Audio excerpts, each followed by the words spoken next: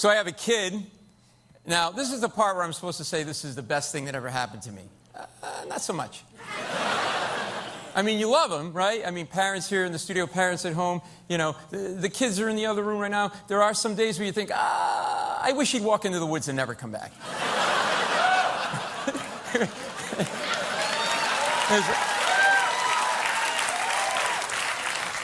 My son was 10, had a baseball tournament. My wife Carol's like, you take him, father-son bonding weekend, 3 days. And at the end of the weekend, it hit me, I don't really care for the kid. What is wrong with you? Seriously, what is wrong with you? Every parent knows what I'm saying is true, accurate, and right. That was Paul Mecurio, who's from The Late Show with Stephen Colbert. He's joining us right now. Hi. Hi. My mother sometimes said, I always love you, I don't always like you. Exactly. Exactly. Isn't that the truth? All right, so I guess let's clarify. You love your son, maybe you just don't always like him. Okay, how old is he now, by the way? I don't know. I try not to get too close. She's like 25, isn't he? He's going to be 23. 23. He's 23 now, yeah. 23. And he's 6 feet, and he's got a full head of hair. He's extremely annoying. It's incredible. Is he funny? Yeah. He's funny, right? My wife's here, Cal. He is funny. Is he funny? Funny like this? Paul will try not to laugh. Yeah, he knows how to poke. Does he think you're funny? I think he does, but like I can't. We were talking like 17. Yours is 17. Yeah. Remember when they first started walking? Yeah. He would remember Carly, like he'd walk 10 feet and then he'd sit and he'd walk 10 feet and sit and walk 10 feet and sit. And first, of course, I thought he's going to be a security guard. All right, tell us about Broadway. Broadway. Well, have you? You know how you get to Broadway, right? Yeah. Wow. Practice.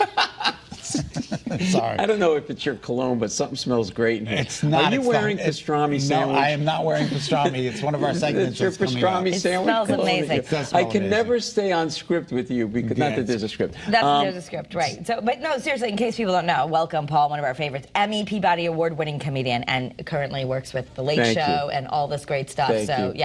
But you have your own show that we can all go see and laugh. Which, if you saw the thing about not being able to sleep in Connecticut, we need to go laugh with our partner. Thank you very much. You're totally on board with that.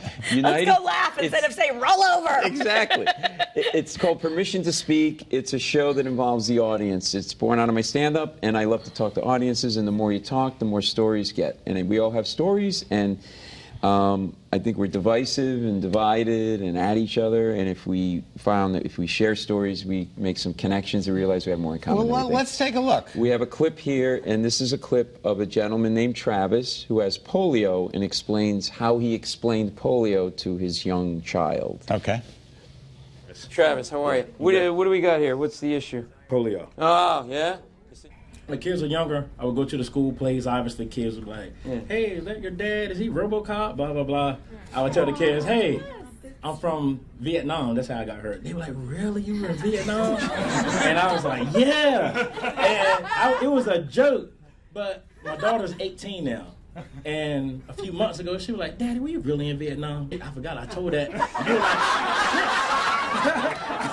were like, I told everybody that when you were like 6. I never fixed it.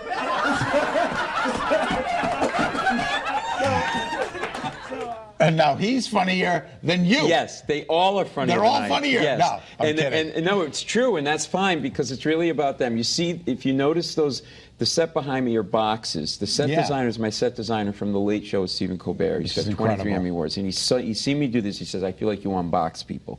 So let's do this theme of boxes. And those photos that you saw, we take photos of when they come into photos of people when they come into the lobby, and then they get sent to a computer via Wi-Fi. And at certain moments in the show, it gets projected onto the set. Because the theme is it's your show. Now that guy is a perfect example of you can't write these stories. If we were writers in a writer's 100%. room, you would not go, let's pretend that I was in Vietnam and blah, blah, blah. Right. And so there's a purity and a beauty of just the honesty of the moment. That guy was the hit of the show. Everybody went up to him afterwards. That's so fantastic. And we have another clip here. There's a woman, 2 women, just 2 friends, you know, just young, you know, and I asked this question about they were just men and stuff, and this is what they had to say. Would you go out with me? What? Are you high maintenance in a relationship? Are you difficult? Do not lie.